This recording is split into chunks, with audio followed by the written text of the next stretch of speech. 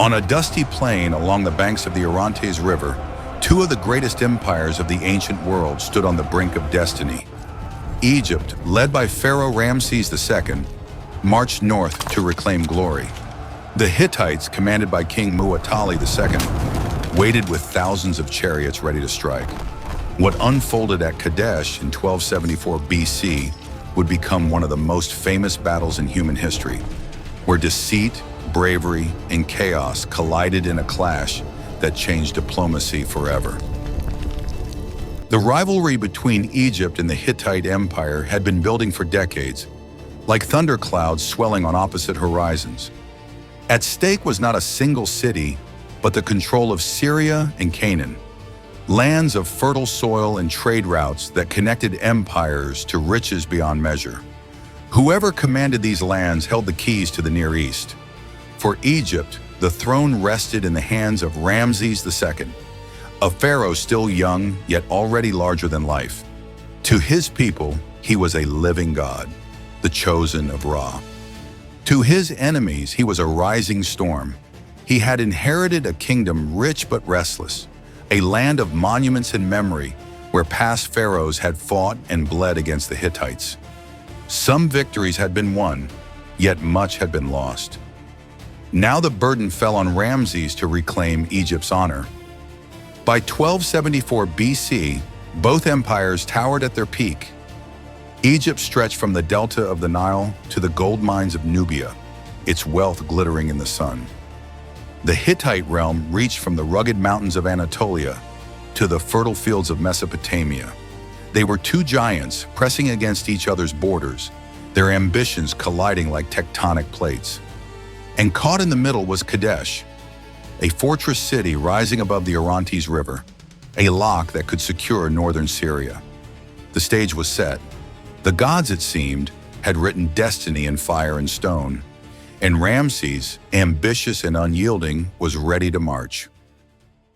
The march to Kadesh was not a sprint, it was a trial of endurance. Ramses II set out from Egypt with pomp and ceremony, determined to carve his name into history. Behind him stretched a living river of men and beasts, soldiers in bronze helmets, chariots rattling with quivers of arrows, herds of oxen dragging supply carts, and musicians beating drums to keep the columns in rhythm. The pharaoh himself rode at the front, standing tall in a golden chariot, the falcon standard of Amun fluttering above him. To the common soldier, the journey was brutal.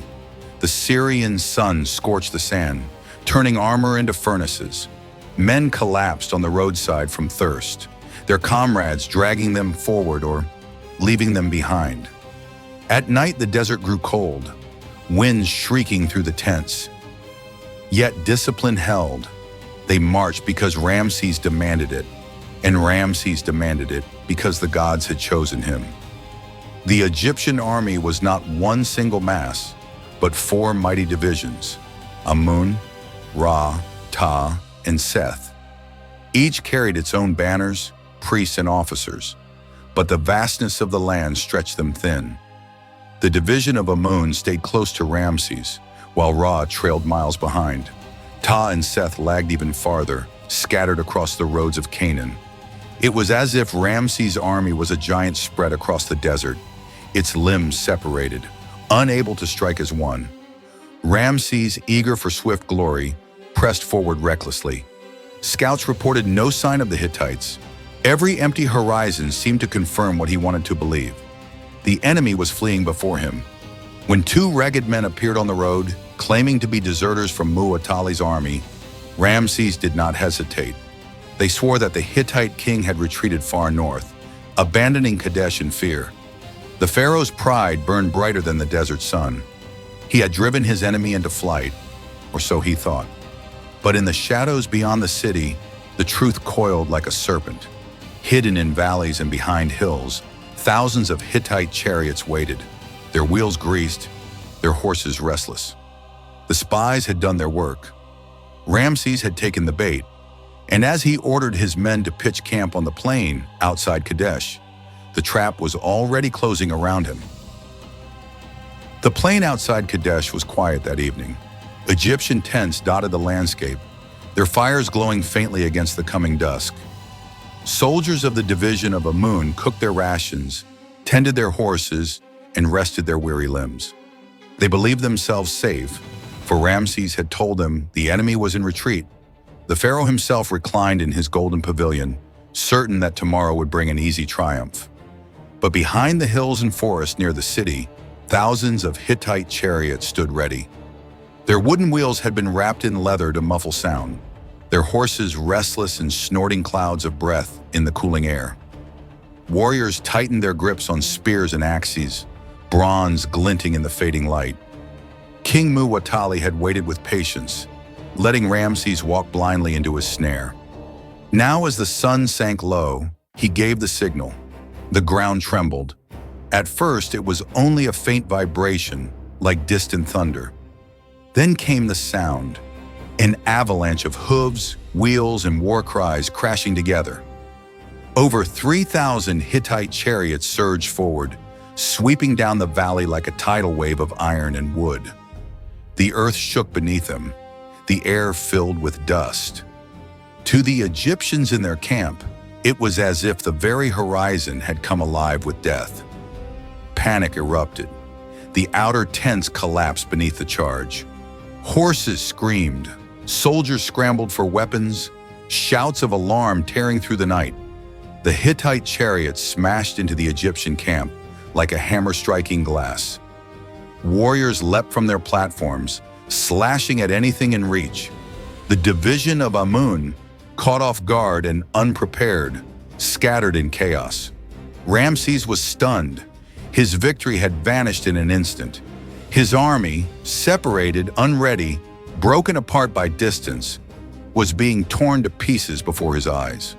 The pharaoh, once certain of glory, now faced disaster, and the storm of Kadesh had only just begun. The night around Kadesh exploded into chaos. Hittite chariots thundered through the Egyptian camp, their wheels grinding over tents and bodies alike. Each chariot carried 3 warriors, a driver controlling the team of horses, a shield bearer, and a spearman or archer ready to kill. They moved with terrifying precision, circling, striking, and breaking lines before the Egyptians could even form ranks. The division of Amun was in shambles. Soldiers ran in every direction, tripping over ropes, stumbling into fires, screaming as chariot blades sliced through flesh. Horses screamed in terror, dragging burning wagons across the camp.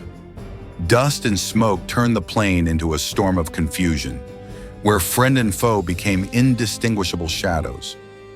Ramses II found himself in the heart of the storm. His golden pavilion had been trampled, his guards scattered. For the first time in his reign, the pharaoh felt the weight of death pressing close. The Hittites surged toward him, their chariots cutting paths like knives through cloth. His horses reared in panic, nearly throwing him to the ground. For a brief, shattering moment, the god-king of Egypt teetered on the edge of annihilation. But Ramses was not a man to surrender. He seized the reins himself, steadied his chariot, and raised his bow. Arrows flew into the charging mass, striking horses and men. He shouted above the din, calling his scattered soldiers back to him. "Stand with me. The gods are with Egypt." His voice, carried by desperation and fury, pierced through the chaos. Slowly, shattered fragments of the Amun division began to rally around their king. Still, the onslaught did not relent. The Hittite chariots wheeled and crashed again, smashing into the Egyptians with unstoppable force. Warriors fell, blood soaking the earth. Ramses fought like a man possessed, his chariot darting between enemies, arrows flying, sword flashing in the firelight. He killed not only with his weapons, but with his presence, drawing courage from despair. Each time his soldiers saw him stand, they found the will to rise again. Yet the pharaoh knew the truth. He was alone, outnumbered, and surrounded.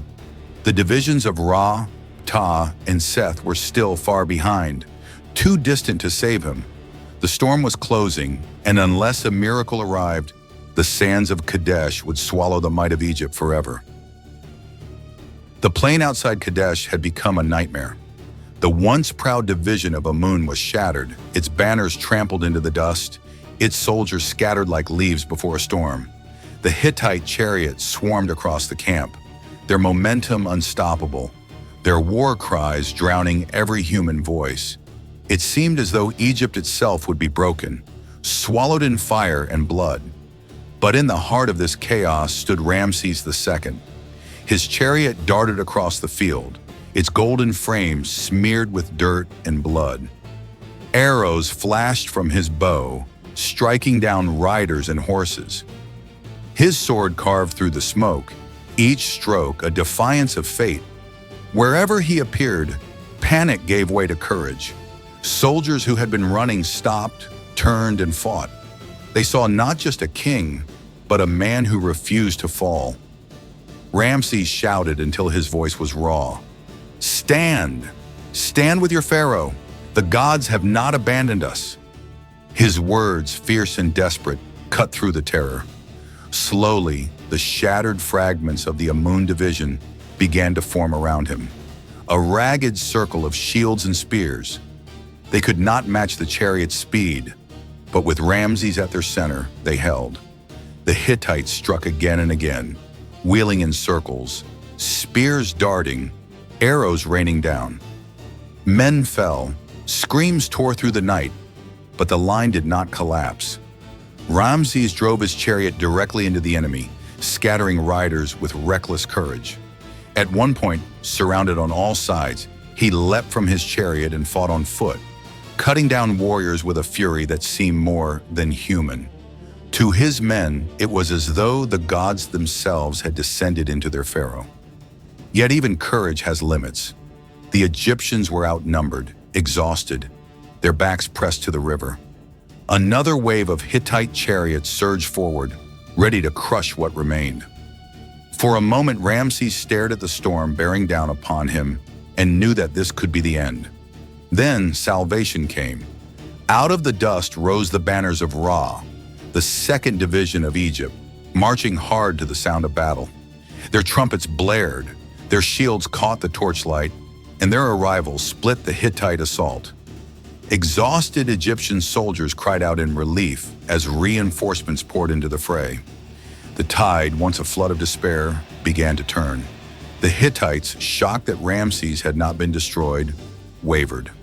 Their chariots, designed for swift strikes, found themselves trapped in brutal melee.